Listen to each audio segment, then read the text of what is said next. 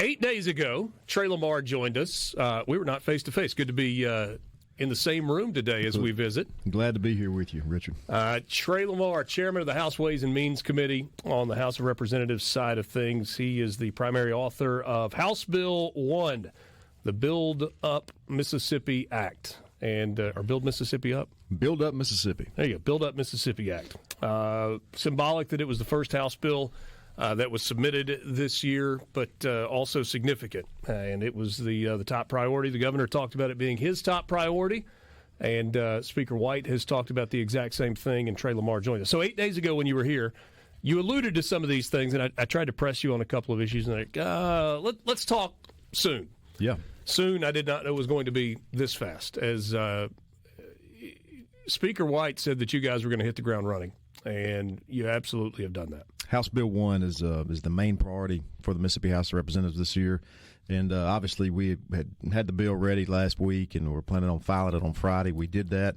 Let as many eyes see it over the weekend that would like to look at it, look it over, and learn about it, and passed it out of the Ways and Means Committee yesterday, right, and look forward to bringing it to the House floor later this week. Will that happen today? Probably tomorrow. Okay. Possibly today. You never know, but probably tomorrow. Do you get the sense that there is widespread support within the House for this bill as it is written? I certainly do. Okay. Certainly do. We expect a very, very strong vote, hopefully unanimous, from our House Republican caucus. And I've had many conversations across the aisles with several Democrats, and expect I hope to be a large or significant number of the Democrats join us. Elimination of the income tax, ultimately, but it's a gradual, it's an incremental reduction of the income tax over the next decade. Right. Grocery tax going down and ultimately finishing at 2.5%, but then sales tax that has currently been split 7% sales tax. Some of that goes to municipalities. Some of it comes to the state. All of that will come to the state, but municipalities will have the option of adding a 1.5% local tax that will remain with them. Are those the high points? What am I missing? Well, yes, those are big parts of it. It's a 10-year plan where we incrementally take down the individual income tax from where it is or where it will be next year at 4% down to 0% over 10 years. We also end up cutting the grocery tax in about half. A lot of people don't know this, but the current sales tax goes to fund some state government, also goes back to the cities. And so we are the only state in America that funds our cities that way. Most states give the cities the ability to have a local tax. And so the bill would allow the cities to have a 1.5% local tax, which would put our total sales tax just on general sales tax item, not specialty rates, not automobiles, dealerships, not car purchases, not agricultural equipment. We're not hurting farmers, automobile dealers, manufactured housing. None of those special rates would be affected at all with this. It's just what you pay when you show up at the cash register on general sales tax items. And so it certainly does. And I've got a list right here, Richard. I'm going to leave it with you. Here's a list of what every city, the increase to every city in the state. It would be about a 15%, for instance, in your neck of the woods, about a 15% increase to the city of Oxford, which would be about $2.1 million more money under this plan than what Oxford's getting today.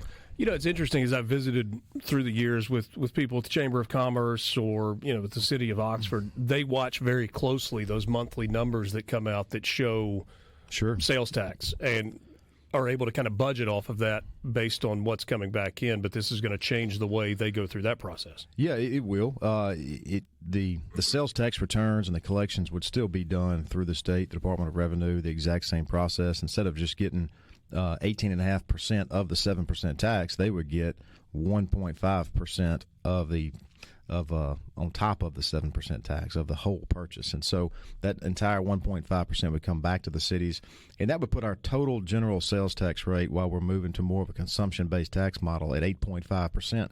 It's important to point out to the listeners that that would still be significantly lower than every state around us. The states of Arkansas, Tennessee, and Alabama, the current sales tax, general sales tax in those states, or what you pay at the cash register, averages around 9.5%. and the state of Louisiana is 10.5.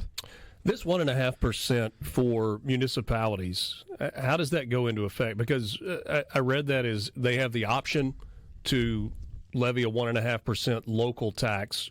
Is that something that they have to opt into and will have to vote on, or is it something that they would have to opt out of if they didn't want to do it? So we've met extensively and worked with our municipal partners across the state. In fact, spent a good bit of time yesterday afternoon speaking with their legislative committee, about 30-plus mayors or so from all across the state. And that's one of the things they were concerned about. And I told them back in the summer, look, the legislature is happy to take the tough vote on this and not make our city's mayors, aldermen take that tough vote.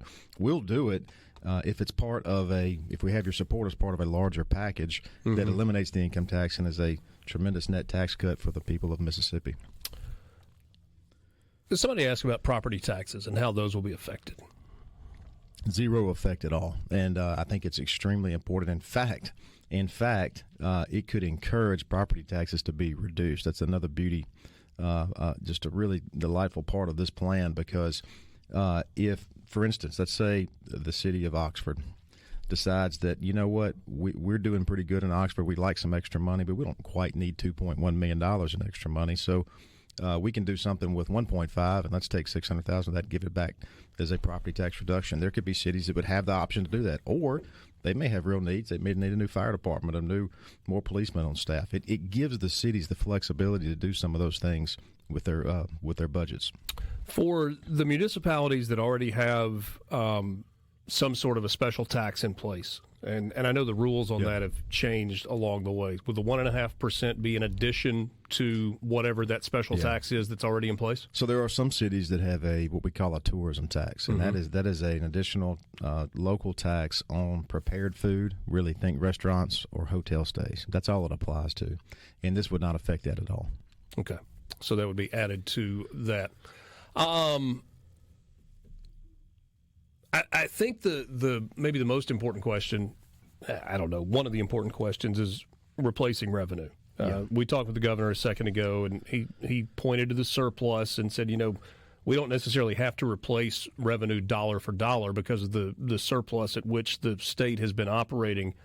But if you take the income tax, the state income tax, off the board, that is a significant piece of revenue currently in the state of Mississippi.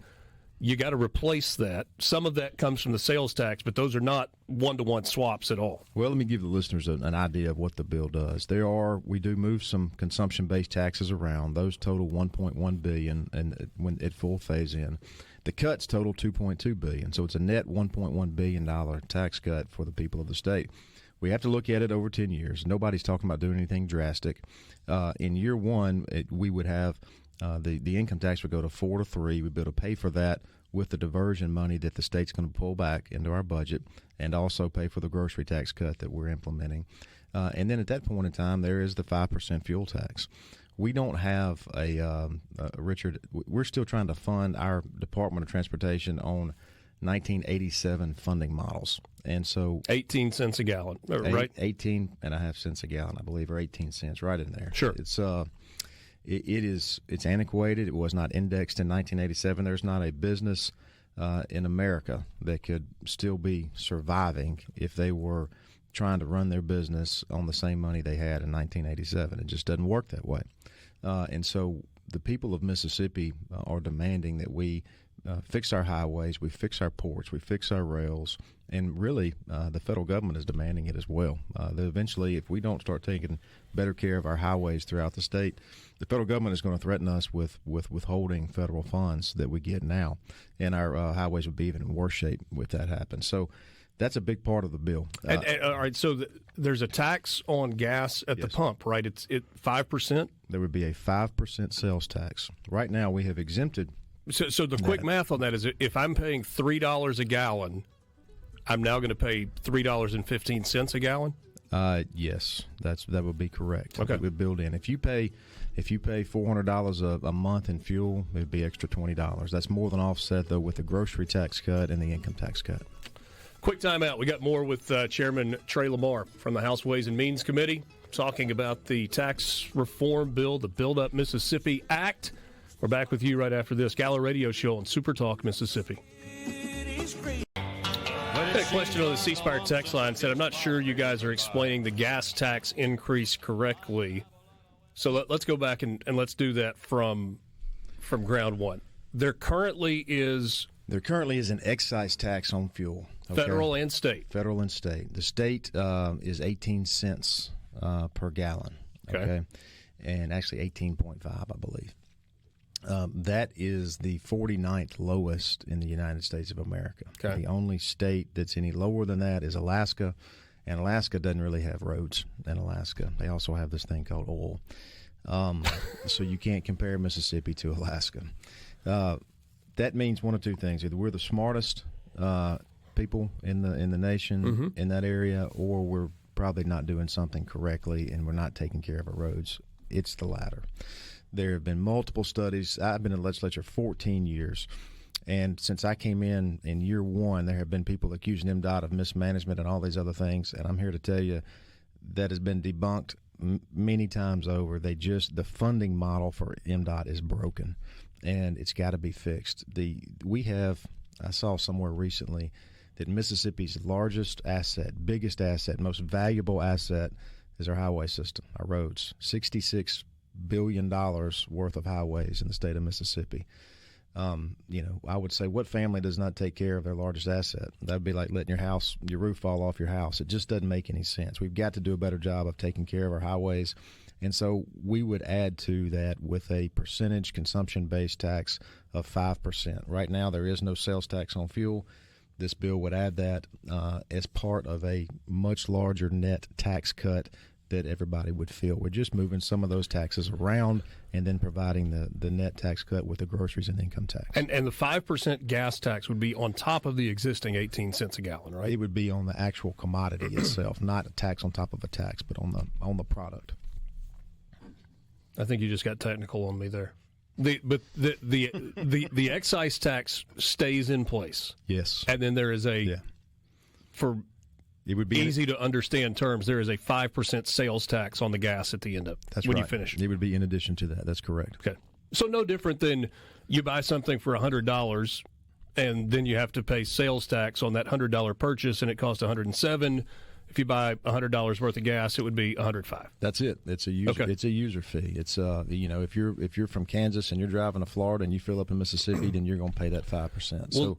Will this completely eliminate the need for MDOT to be funded out of the general fund? So there you go. That's the beauty of the plan. So what it does, you asked earlier, how can we eliminate so much of our revenue with the income tax? Well, we're freeing up our general fund, the burdens that we've had on our general fund, one of which is the highway system. We have had to pull $3 or $4 $100 million a year over the last several years out of our general fund to prop up the Department of Transportation, which is supposed to be a special fund agency. It's supposed to have its own dedicated funding. And so this will relieve us from having to go find $300 or $400 million every year out of our general fund. And because of that, we're able to look at doing things like giving some of that money back to the taxpayers by the way of an income tax cut. One other thing the plan does is it moves the lottery money from highway over to PERS, the state retirement system. And the first $100 million of the lottery money would go to PERS in perpetuity every single year until such time as that fund reaches 80% funding. And so But with $25 billion in liability, it's going to take a really long time to hit that number. Well, it was. We added 2.5% last year to the employer's portion of it. That's being phased in. This bill would add $100 million a year in perpetuity, and then there's some other reforms that are coming down the road as well. One of the things that the Lieutenant Governor and I talked about last week was this PERS conversation, and he said they've done a lot of studies, and obviously it's not sustainable as it is. I don't think there's any disagreement on that. But looking at going to a 401k model moving forward where existing members of PERS, like if you are in the state retirement system, you will be given the benefits that you have been promised. But moving forward, it becomes a different system where it's more of a 401k. Is that separate from this conversation about PERS? It is separate, but it's related because they all of these are designed to improve the health of the retirement system. We as the government made a promise to its employees years ago, and we got to keep that promise.